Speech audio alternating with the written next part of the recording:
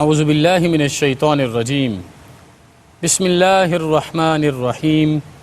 قال اللہ تعالی وتبارک فی القرآن الکریم والفرقان الحکیم لقد کان لکم فی رسول اللہ اسوۃ حسنہ صدق اللہ مولانا العظیم وصدق رسولہ النبی الامین الکریم الرؤوف الرحیم۔ ابتدا ہے احکام الحاکمین کے بابرکت اور عظیم نام سے کہ ذکر رب لم یزل سے دل کی بنجر کھیتیاں آباد ہو جاتی ہیں۔ اربہ درود و سلام کے نذرانے جان عالم کی ذات والا تبار پہ کہ جن کی ضیاؤں سے آج بھی ماحول کائنات معطر ہے۔ میرے ذی وقار بھائیوں، بزرگوں، ناظرین، آپ سب کی خدمت میں کیو ٹی وی کے پلیٹ فارم سے انتہائی ادب کے ساتھ السلام علیکم ورحمۃ اللہ وبرکاتہ۔ میں محبت کے ان جملوں کے ساتھ اپنی آج کی گفتگو کا آغاز کرنا چاہوں گا۔ پیدا تیری خاطر ہوئے اطراف دو عالم، پیدا تیری خاطر ہوئے اطراف دو عالم، کونین کی وسعت کا فسوں تیرے لیے ہے، دشت و بیاباں کی خاموشی میں تیرا راز، دشت و بیاباں کی خاموشی میں تیرا راز، ہر جھیل کے سینے میں سکون تیرے لیے ہے، ظاہر ہو تو ہر برگے گلے تر تیری خوشبو، غائب ہو تو دنیا کو سراپا نہیں ملتا۔ انتہائی ذی وقار ناظرین، آج میں سید عالم صلی اللہ علیہ وسلم کی اطاعت کے حوالے سے قرآن حکیم سے چند باتیں آپ کی خدمت میں عرض کرنا چاہوں گا۔ احکام الحاکمین نے ارشاد فرمایا وما آتاکم الرسول فخذوہ وما نہاکم عنہ فانتہوا، کہ سید عالم صلی اللہ علیہ وسلم جس چیز کو پکڑنے کا، تھامنے کا حکم ارشاد فرمائیں، جس رستے پر چلنے کا حکم ارشاد فرمائیں، جس عمل خیر کو ادا فرمانے کا حکم ارشاد فرمائیں، اس پر پہم چلتے رہنا ہے، مسلسل اسی پر چلتے رہنا ہے، جس طریقے سے آپ ارشاد فرمائیں اسی کی پیروی کرتے ہوئے آگے چلنا ہے، اور جس معاملے سے دو جہاں کے والی روک دیں، جس معاملے سے میرے اور آپ کے آقا صلی اللہ علیہ وسلم منع کر دیں، اس سے رک جانا ہے۔ دیکھیے، میرے اور آپ کے آقا صلی اللہ علیہ وسلم کی پوری زندگی جو ظاہراً اللہ پاک نے آپ کو عطا فرمائی ہے، اس کو قرآن پاک نے اسوہ حسنہ کہا ہے، اسوہ کاملہ کہا ہے۔ اگر آپ کو کمپلیٹ ایگزامپل چاہیے، کامل نمونہ چاہیے، تو آپ آقا کونین صلی اللہ علیہ وسلم کے اسوہ کاملہ پر آ جائیے اور دیکھیے کس طرح رحمتیں اور برکتیں آپ کا نصیب ہیں۔ آئے ہم آج ایک اس لحاظ سے دیکھنا چاہتے ہیں کہ مذہبی اعتبار سے تو سید عالم صلی اللہ علیہ وسلم کی زندگی میرے اور آپ کے لیے اسوہ کاملہ ہے، کیا ظاہراً دنیاوی اعتبار سے بھی وہ ساری چیزیں آقا کونین صلی اللہ علیہ وسلم کے اسوہ کامل میں موجود ہیں کہ آج اگر کوئی بندہ ان سب پر عمل کرے تو اس کی زندگی کے معاملات خراب نہیں ہوں گے اور وہ صحیح معنوں میں حقیقی کامیابی تک پہنچ سکے؟ کیونکہ حقیقی کامیابی وہی ہے جو سکون دے، جو قرار دے، جو عزت دے، جو شہرت کے باوجود عاجزی کی نعمت سے نوازے۔ جس کو یہ نصیب ہوتی ہے، یقیناً ایمان کی لذتیں بھی اسی کا ہی نصیب ہوتی ہیں۔ آج اگر ایک بزنس مین کہتا ہے کہ میں نے اپنے لیے کامل نمونہ دیکھنا ہے تو اسے کہیں اور جانے کی ضرورت نہیں ہے۔ ملیکۃ العرب سلام اللہ علیہا کا قافلہ لے کے مصر کی منڈیوں میں ریشم کی تجارت کرنے والے میرے اور اپنے آقا صلی اللہ علیہ وسلم کی ذات والا تبار کو دیکھے کہ جن نے تجارت کے اصول میں یہ بات رکھی ہے کہ ادھار نہیں لینا، ادھار نہیں دینا، اپنی پروڈکٹ کا عیب نہیں چھپانا، اور سب سے اہم ترین بات یہ ہے ذخیرہ اندوزی نہیں کرنی، اور اتنی ایمانداری سے مال کماتے ہیں کہ میسرہ بھی میرے اور آپ کے آقا صلی اللہ علیہ وسلم کی تعریف کرنے پر مجبور ہو جاتا ہے، اور ملیکۃ العرب بھی آپ کو پا لینا اپنی زندگی کا مقصود حق سمجھتی ہیں۔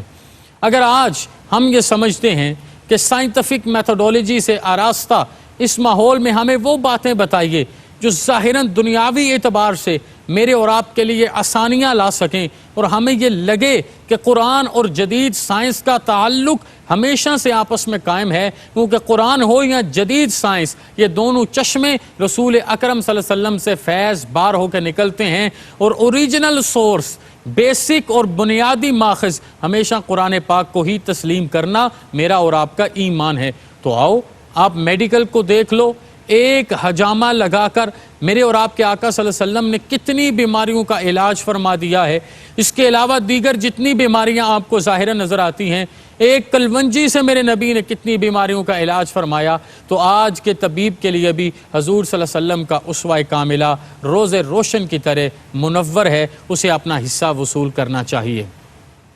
اگر آپ کہتے ہیں کہ انجینئر ہوں اور مجھے میری اس فیلڈ کے مطابق آپ کی طرف سے کوئی مہربانی مل جائے تو مسجد نبوی شریف کو دیکھیے،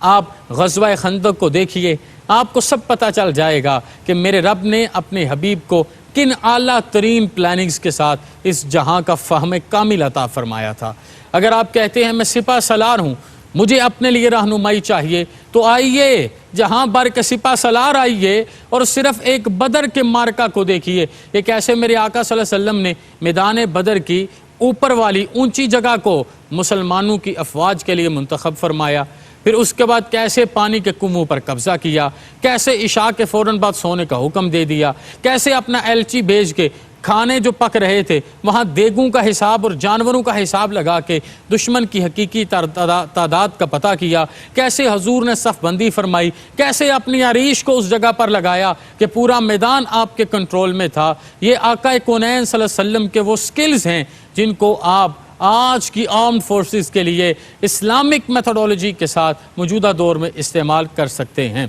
میرے ذی وقار بھائیوں، اگر آپ استاد ہیں تو آپ کو صفا کے چبوترے پر ضرور جانا چاہیے، آپ کو حضرت ارقم بن ابی الارقم کے گھر میں سید عالم صلی اللہ علیہ وسلم کے قول اور فعل کی مماثلت ضرور دیکھنی چاہیے۔ پھر استاد کو پتہ چلے گا کہ تہجد خیزی کے بغیر مسند ارشاد پر نہیں بیٹھنا۔ آج اگر آپ باپ ہیں تو سیدہ کائنات کے بابا کا دیدار کیجئے، اگر آپ بیٹے ہیں حضرت اماں آمنہ اور حضرت عبداللہ سلام اللہ علیہم کے شہزادے کا دیدار کیجئے۔ اگر آج کے زمانے میں آپ یہ چاہتے ہیں مجھے اپنی عائلی زندگی میں سے اپنی ازدواجی زندگی کے لیے مشعل راہ چاہیے تو سیدہ خدیجۃ الکبریٰ کے شوہر نامدار حضرت سیدہ سودا بنت زماں، حضرت سیدہ عائشہ صدیقہ، حضرت سیدہ حفصہ کریمہ، حضرت سیدہ ام حبیبہ اور الغرض تمام امہات المومنین کے زوج مبارک کو دیکھیے،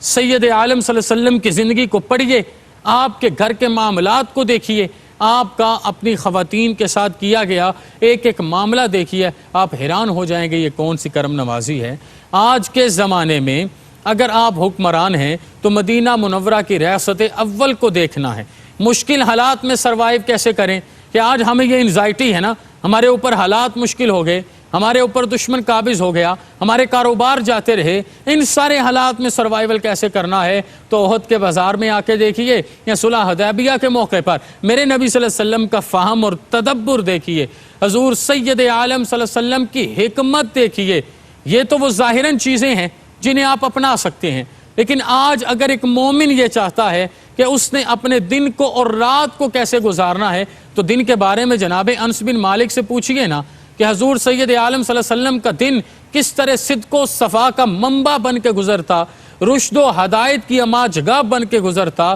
صحیح معنوں میں علم و عرفان کا سائباں بن کے گزرتا۔ آپ صلی اللہ علیہ وسلم ہر آنے والے پر کرم فرماتے، خواہ وہ اپنا ہوتا خواہ وہ غیر ہوتا، خواہ وہ دامن پھیلاتا خواہ وہ دامن نہ پھیلاتا، وہ جس کو اللہ پاک نے رحمت للعالمین کا تاج عطا فرمایا ہے وہ کریم آقا صلی اللہ علیہ وسلم اس کے دامن کو بر دیتے۔ اگر آپ کے پاس اونٹ کے اونٹ بھی آ جاتے تو آپ مغرب سے پہلے غلوں سے بھرے ہوئے اونٹ کو تقسیم کر دیتے اور مغرب اختیاری فقر میں کر کے اللہ کی جناب میں حاضر ہو جاتے ہیں۔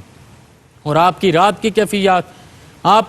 کیفیات میں قرآن حکیم میں اللہ پاک نے فرمایا یا ایھا المزمل قم اللیل الا قلیلا نصفہ او انقص منہ قلیلا او زد علیہ ورتل القرآن ترتیلا، کہ حتیٰ تورمت قدماہ کی کیفیت ہو جاتی، حضور اتنے لمبے سجدے کرتے کہ آپ کے جبین نیاز پر چشمان تر سے آنسوؤں کا سیل پاک رواں ہو جاتا اور ازواج مطہرات کی کیفیات بدل جایا کرتی، اور آپ رب حبلی امتی کے یہ رب کی حرم پاک میں نذرانے پیش فرماتے رہتے حتیٰ کہ میرے رب کو بھی حکم ارشاد فرمانا پڑا کہ اپنی عبادت کو کم کیجئے، آپ کی امت کی بخشش کا وعدہ ہم کر رہے ہیں۔ یہ تو ایک معاملہ ہے جس کو آپ عبادات میں آ کے دیکھتے ہیں، لیکن جب عبادات سکھانے کی باری آئی تو صحابہ عرض کرنے لگے حضور قرآن تو صرف وَأَقِیمُوا الصَّلَاةَ کہتا ہے، صلاۃ سکھاتا نہیں ہے، نماز سکھاتا نہیں ہے، صلاۃ سکھاتا نہیں ہے۔ تو میرے آقا نے فرمایا صلوا کما رأیتمونی اصلی، اس طریقے سے نماز پڑھو جس طریقے سے مجھے نماز پڑھتے ہوئے دیکھتے ہو۔ تو یہ نماز ایک بڑی چیز ہے، یہ اس چیز کی طرف سے پیغام ہے کہ اگر آپ نے عائلی زندگی، معاشرتی زندگی، معاشی زندگی، سیاسی زندگی، ایک طالب علم کی حیثیت سے زندگی، ایک استاد کی حیثیت سے زندگی، اپنی پروفیشنل لائف کو، اپنی پریکٹیکل لائف کو دیکھنا ہے اور آراستہ کرنا ہے تو ہر چیز مجھ سے سیکھو، میری ذات والا اعتبار سے، معاملات سے لے کر کے عبادات تک، حقوق ذات، حقوق العباد اور حقوق اللہ کی وہ پختگی، وہ پرفیکشن آپ کو نظر آئے گی کہ اسی ہی مثال کو قرآن پاک کی صحیح معنوں میں انٹرپریٹیشن، تصور کیا جائے گا۔ انتہائی ذی وقار ناظرین، میرے اور آپ کے آقا صلی اللہ علیہ وسلم کی سیرت کس اعلیٰ مقام پر فائز تھی